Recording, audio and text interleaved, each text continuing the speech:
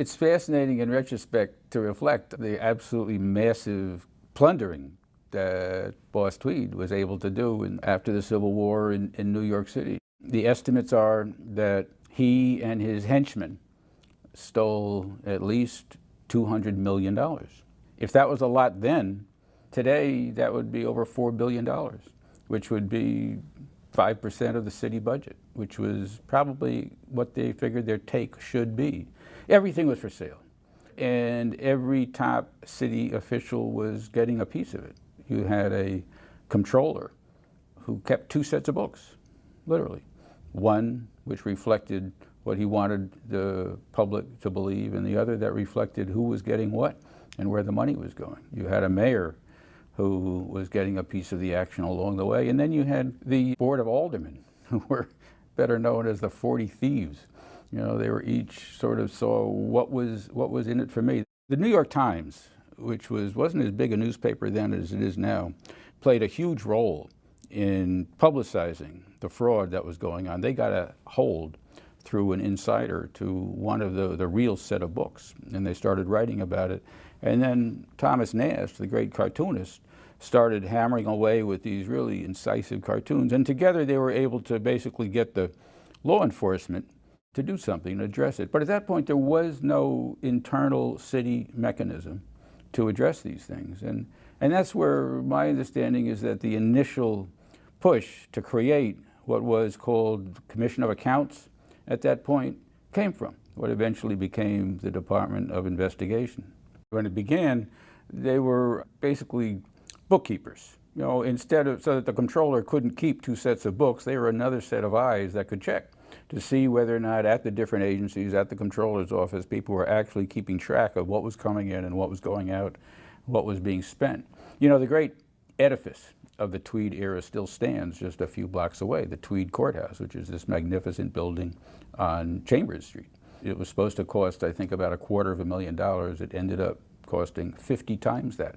And when they finally got the real set of books, they were able to go through it and see the astonishing prices that the Tweed machine had agreed to pay to every single vendor who was part of their political apparatus that they were paying.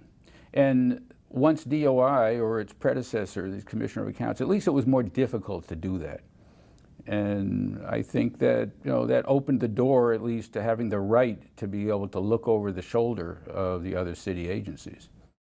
After the turn of the century, there was this marvelous fellow named Raymond Fearless Fosdick, who took over DOI, became the commissioner, and he really moved it from being just bookkeepers into investigators, and went after what was then corruption in the police department, corruption in other agencies, and that was part of the expansion of DOI's powers.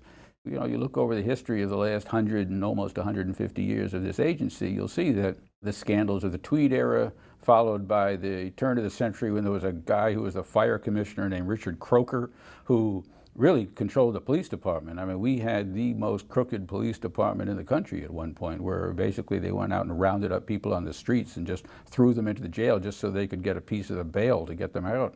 That was the world that Theodore Roosevelt stepped in when he was police commissioner, and you know, the media played a role there too. That's where Jacob Riis and Lincoln Steffens, two of the great, what Teddy Roosevelt called the muckrakers, he invented the term, and sort of they played off of each other and helped create a climate for reform. But within another 25 years, you had another scandal in New York. You had a mayor named Jimmy Walker, who was very popular because he was so debonair and such a ladies' man, and yet the attitude was, again, you know, if it's not nailed down, grab it.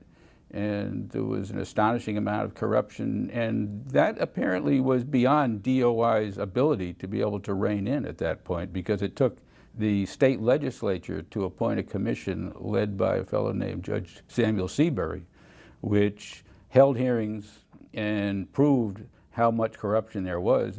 They brought the sheriff of New York before them, who gave some of this remarkable testimony, where he was asked how it was that they had found a tin box with $400,000 at his home. And he said, well, it's a very wonderful tin box. You know, you can't make this stuff up. But out of that came Fiorello LaGuardia. who was the next mayor of the city, and LaGuardia came in great guns. My understanding is that he did something remarkable, which was that for the first time, he threw open the door and asked the public to tell us what you think is going on. Say, just give us your complaints. And they got 6,000 complaints or something just in the first year of look at this and look at that, and there's a problem over here. And I think there was like a period of about 10 years or 15 years where there really was a message from City Hall: we will not tolerate corruption. And that was the message that came from the chief executive, the mayor, and it filtered on down through the ranks. And that counts for a lot. People below get the message from their bosses as to what they're doing, and if they see that their bosses either don't care or that they think that they're corrupt as well, they'll certainly make sure that they get their own at the same time. So LaGuardia sort of set a high mark, I think. We have a budget of around $85 billion. A good third of that goes to procurement in various ways, and we have an active army of lobbyists who don't self-police very well and need looking in between the Department of Investigation and the Conflicts of Interest Board, which doesn't, as you know, do its own investigations. I mean, that's an area that, if not for having an active investigative body, I think it easily gets out of control.